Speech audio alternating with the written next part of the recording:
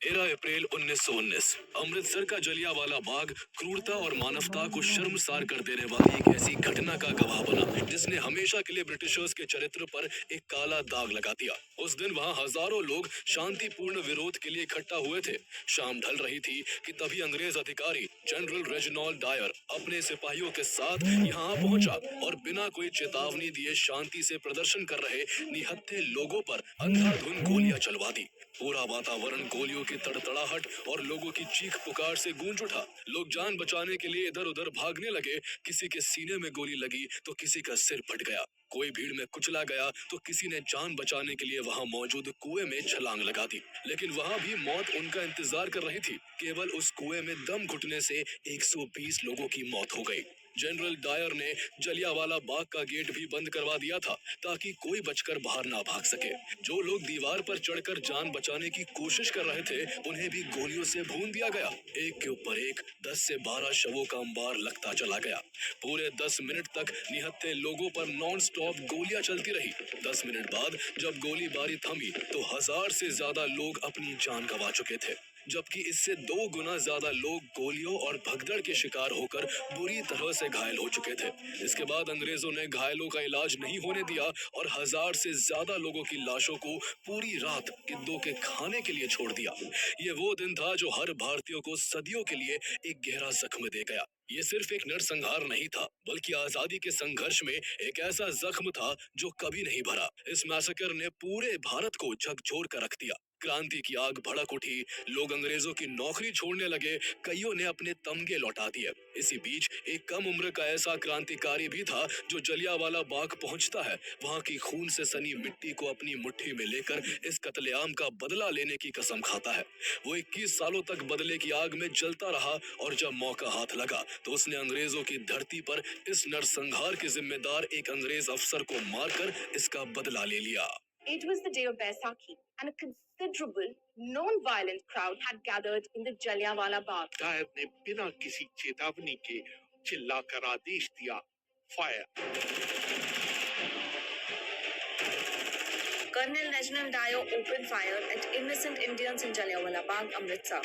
It is a story of the brutal, cold-blooded murder of 500 to 600 people at the hands of the imperialist British Raj.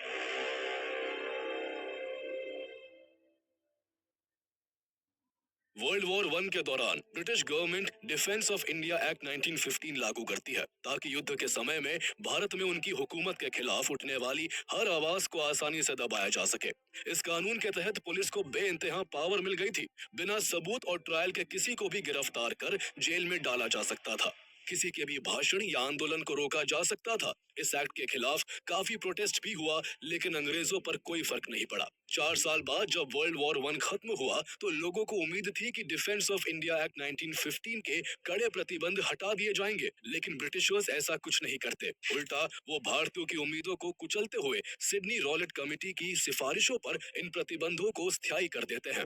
इसके बाद फरवरी 1919 में imperial legislative council में Rowlatt act नामक एक कानून पेश किया जाता है। इसके प्रोविजंस को पढ़कर वहां मौजूद इंडियन मेंबर्स इसका जोरदार विरोध करते हैं, लेकिन ब्रिटिशर्स पर इसका कोई असर नहीं होता है और 18 मार्च 1919 को इस कानून को जबरन लागू कर दिया जाता है। इस कानून के तहत सिर्फ शक के आधार पर किसी को भी गिरफ्तार कर 2 साल तक जेल में रखा जा सकता था।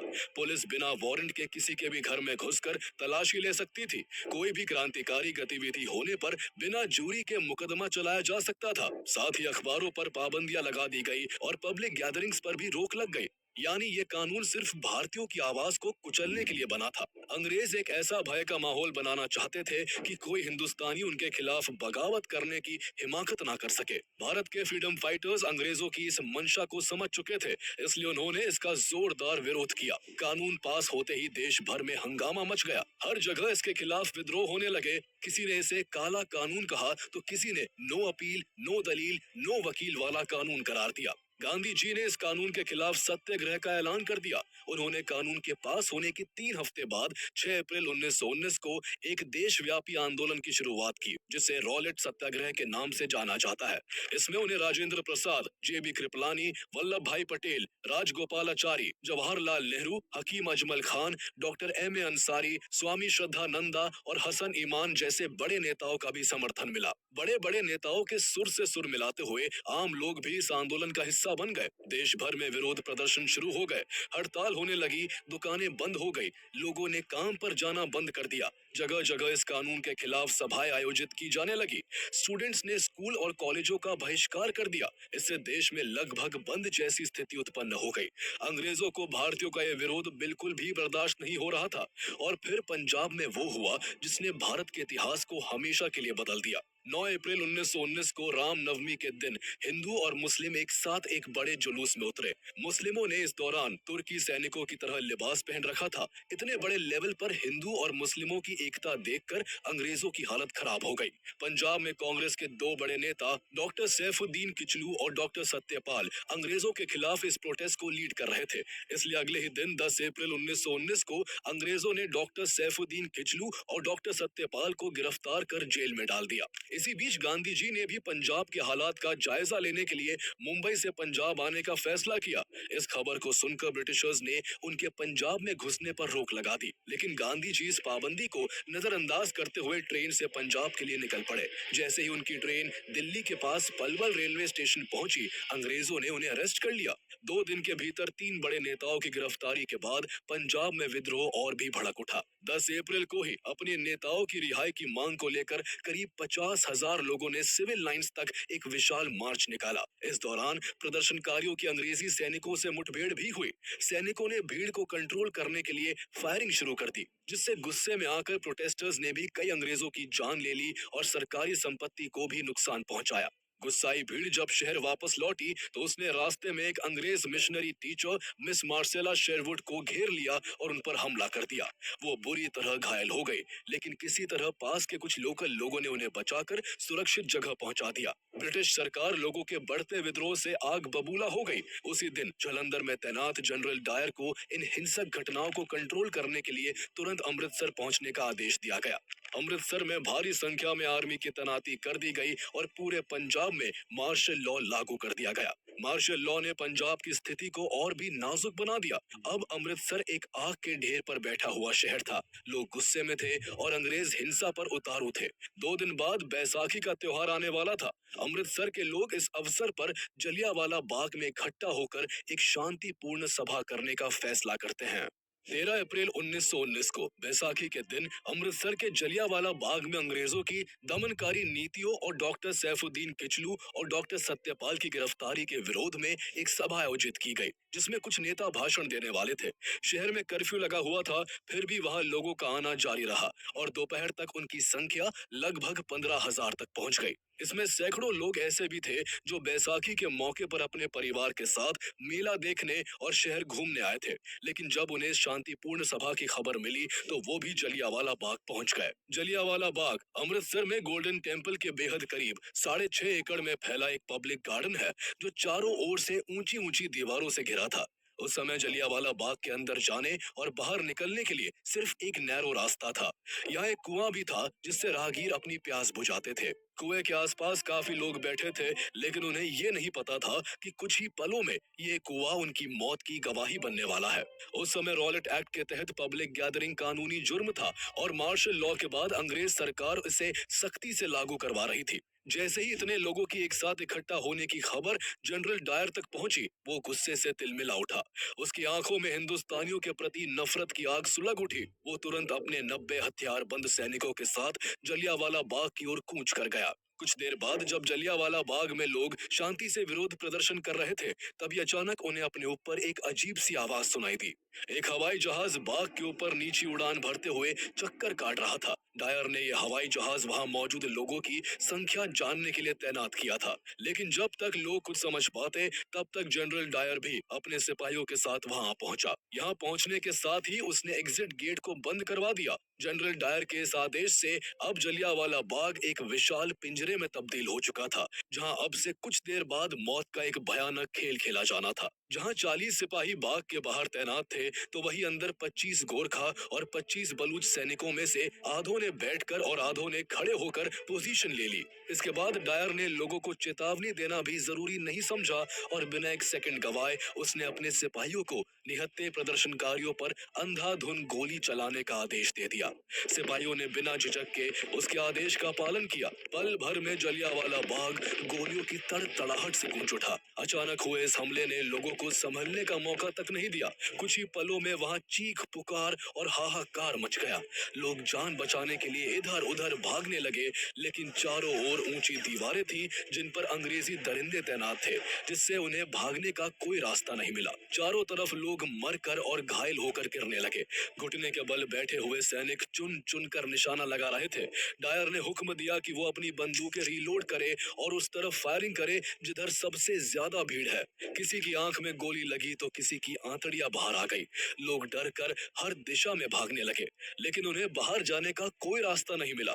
लोग संकरी गली के एंट्री गेट पर जमा होकर बाहर निकलने की कोशिश करने लगे, लेकिन डायर के सैनिक उन पर भी अंधाधुंध गोलियां चलाने लगे, जिससे वहां पर भी लाशें गिरने लगी और एक के ऊपर एक 10 से 12 शवों का अंबार लगता चला गया। वहां हवा में केवल लोगों के भागने की वजह से पैदा हुई धूल और उनके शरीर में लगी गोली की वजह से निकला खून था।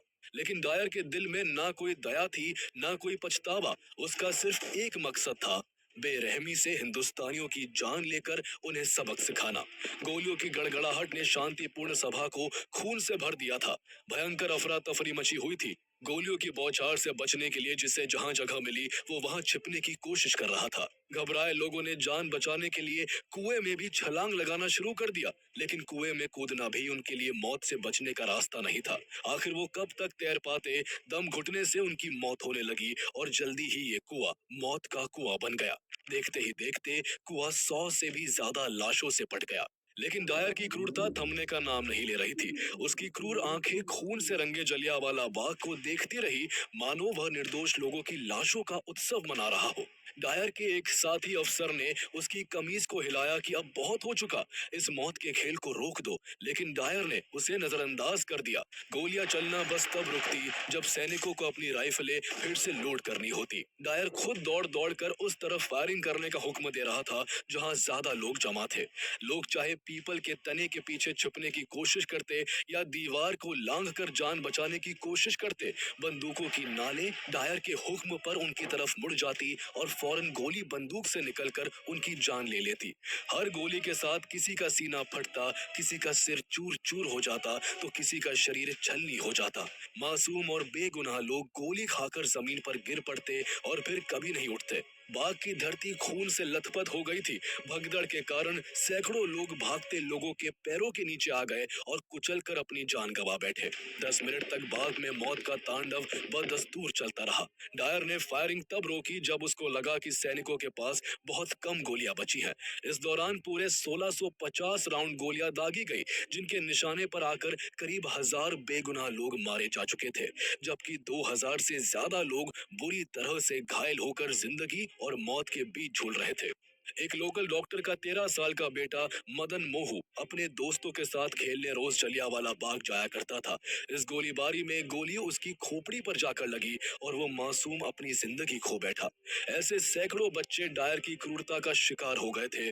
कितने बच्चे ऐसे थे जो केवल 5 या 6 महीने के थे, जिन्हें चलना भी नहीं आता था। वो मासूम भी अपने पिता, चाचा या दादा के साथ अपनी जिंदगी गंवा बैठे थे।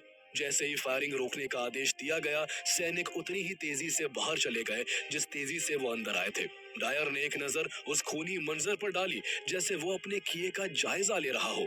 फिर वो उछलकर अपनी गाड़ी में बैठा और रामबाग की ओर बढ़ गया। उसके सैनिक, जिनके हाथ अभी भी निर्दोषों के खून से सने थे, उसके पीछे पैदल तेजी से मार्च करते हुए चल पड़े। डायर शाम 6:30 बजे के आसपास अपने कैंप पहुंचा और उसने पूरे शहर की बिजली और पानी को कटवा दिया। पूरी रात जलियांवाला बाग में घायल लोगों को भी कोई डॉक्टरी सहायता नहीं दी गई। न ही लोगों को अपने मृतकों और घायलों को मैदान से बाहर ले जाने की इजाजत थी। शहर में पूरी तरह एक भयानक सन्नाटा छाया हुआ था।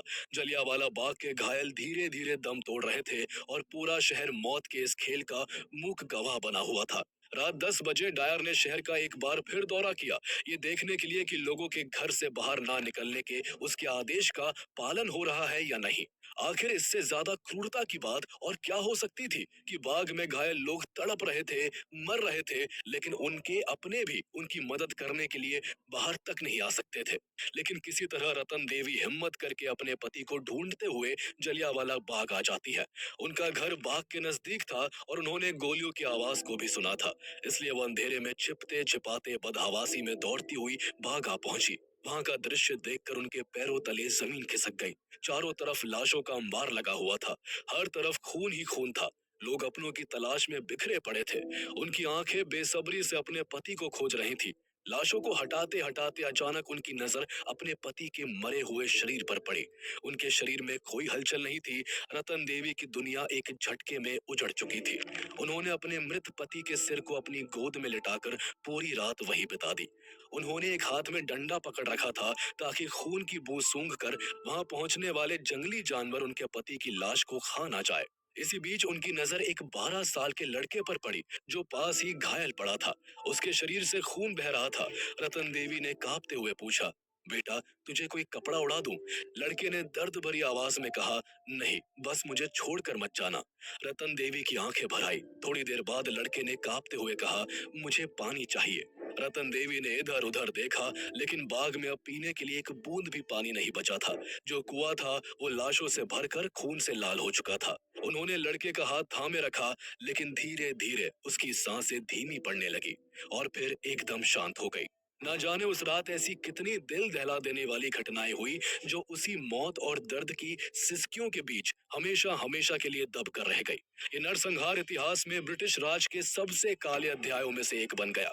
अंग्रेजों की क्रूरता सिर्फ जलियांवाला बाग में मौत बरसाने तक ही सीमित नहीं थी, बल्कि उन्होंने इस भीषण नरसंहार के आंकड़ों को भी छिपाने की घिनौनी कोशिश की। वो इतने निर्मम और बेशर्म थे कि उन्होंने मौत का असली हिसाब तक दबा दिया। पंजाब के उस समय के lieutenant governor Michael Francis O'Dwyer ने अपने सरकारी बयान में इस भयानक हत्याकांड में केवल 379 लोगों के मारे जाने और 1200 लोगों के घायल होने का दावा किया, लेकिन ये आंकड़ा हकीकत के आसपास भी नहीं था। अंग्रेजों ने इस मैसेकर की खबर को दबाने के लिए हर संभव कोशिश की। ब्रिटिश सरकार ने अखबारों पर सेंसरशिप लगा दी, टेलीग्राफ पर निगरानी बिठा दी और अमृतसर से बाहर किसी भी तरह की सूचना को लीक होने से रोकने की कोशिश की। लेकिन सच को कब तक रोका जा सकता था? धीरे धीरे ये खबर पूरे देश में फैलने लगी।